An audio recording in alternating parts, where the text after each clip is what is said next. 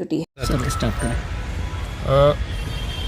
फतुहा थाना अंतर्गत और खुसरोपुर थाना अंतर्गत दिनांक 6 और 7 जनवरी की रात्रि में और 9 और 10 जनवरी की रात्रि में करीब 1-1:30 बजे के बीच में 2 पेट्रोल पंप पे हथियारबंद अपराध कर्मी घुसे और घुसने के बाद जो वो नोज़ल मैन होता है वहाँ पे उसको हथियार का भय दिखा करके जो उसके पास से पैसे थे वो लूट लिए गए। ये बैक टू बैक 2 घटना 3-4 दिन में लगातार घटित हो गई और ये हम लोगों के लिए एक चैलेंज था इसको डिटेक्ट करना, क्योंकि अभी का जो मौसम है कुहासे के कारण हाईवे पे इस तरह की घटना हो रही है, तो हम लोगों के लिए चैलेंज था। उसमें थाना प्रभारी फतुहा मुकेश के नेतृत्व में और थाना प्रभारी खुसरोपुर चंद्रभानु के नेतृत्व में टीम का गठन किया गया। उसमें हमारे टेक्निकल एक्सपर्ट मुकेश और देवव्रत शामिल थे। हम लोगों ने लगातार इसमें सीसीटीवी का अवलोकन किया। सीसीटीवी में क्लियर हुआ कि कौन कौन अपराधकर्मी कितनी संख्या में घुसे थे, कौन सी गाड़ी का उन्होंने उपयोग किया था। वो सब क्लियर होने के बाद हम लोगों ने इसमें और टेक्निकल आधार पर काम किया और अपराधकर्मी तक हम लोग पहुँचे। हम लोगों को सूचना मिली कि इस तरह की घटना, क्योंकि इस तरह का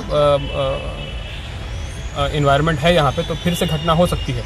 तो सीनियर एसपी महोदय द्वारा भी हर थाना को अलर्ट कर दिया गया था कि एक मारुति सुजुकी सियाज गाड़ी से ऐसे अपराधकर्मी घूम रहे हैं एनएच पे, और उसी के अलर्ट के आलोक में हम लोगों ने फिर कल रात में चेकिंग लगाई और चेकिंग लगाने के क्रम में एक उसी तरह की गाड़ी हम लोगों को मिली। बीटा सरमेरा रोड के आसपास हम लोग चेकिंग कर रहे थे, तो वहाँ पे उसको रोका गया। रोकने पे उसने भगाने का प्रयास किया। जब उसको हम लोग टेकअप किए तो उसमें से 2 जो है अपराधी अरेस्ट हुआ, गाड़ी बरामद हुई। गाड़ी और उसमें से एक अपराधकर्मी उसी समय अंधेरे का फ़ायदा उठा के भाग गया, जिसको बाद में हम लोगों ने अरेस्ट किया।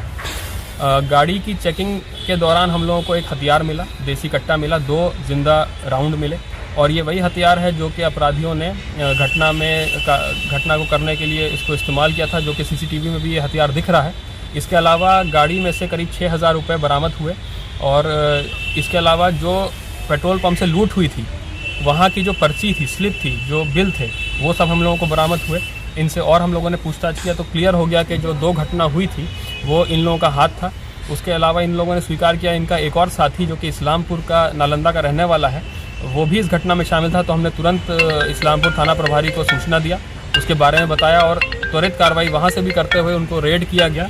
रेड करने के बाद वहाँ पे भी एक व्यक्ति जिसका नाम अनस है वो अरेस्ट हुआ वहाँ पे। तो इस तरह से चारों अपराधी जो घटना में शामिल थे, इसके साथ साथ जो गाड़ी इस्तेमाल की गई थी, जो हथियार इस्तेमाल किए गए थे, जो पैसा उसमें से कुछ बरामद हुआ है, इस तरह